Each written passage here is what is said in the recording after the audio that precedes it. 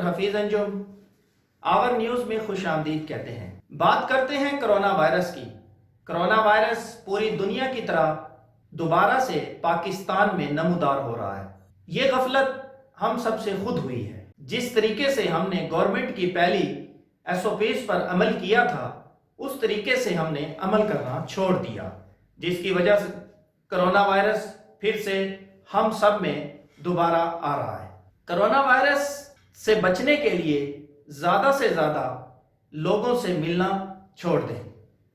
گھر سے نکلتے وقت ماسک کا استعمال کریں، ہاتھ ملانے سے گریز کریں، کم سے کم 6 فٹ کا فاصلہ آپس میں رکھیں، اور جہاں ہجوم والی جگہ ہیں وہاں پر جانے سے گریز کریں۔ ضرورت کے وقت گھر سے باہر نکلیں۔ احتیاطی تدابیر جس وقت ہم مکمل طور پر اپنے اوپر نافذ کر لیں گے، ہمیں دیکھتے ہوئے تمام دوسرے دوست بھی ان احتیاطی تدابیر کا خیال رکھیں گے۔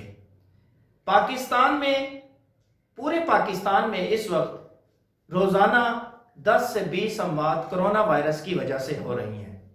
جیسے ہی نزلہ زکام شروع ہو فوراً اپنے فیملی ڈاکٹر سے رابطہ کریں۔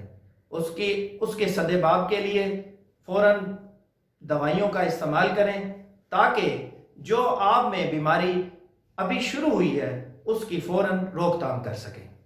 سینیٹائزر کا آپ استعمال کریں۔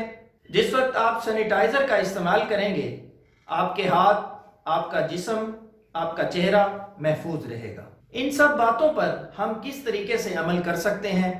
عمل اسی طریقے سے کر سکتے ہیں جب ہم خود عمل کریں گے، ہمارے تمام دوست ہمیں دیکھتے ہوئے ان تمام چیزوں پر عمل کریں گے جس کی وجہ سے یہ معاملہ درپیش ہوتا ہے۔ کرونا وائرس ایک موذی مرض ہے۔ جس وقت یہ ایک انسان میں اتنی تیزی کے ساتھ آتا ہے کہ پتہ نہیں چلتا کہ کس وقت یہ اپنا کام کر جاتا ہے۔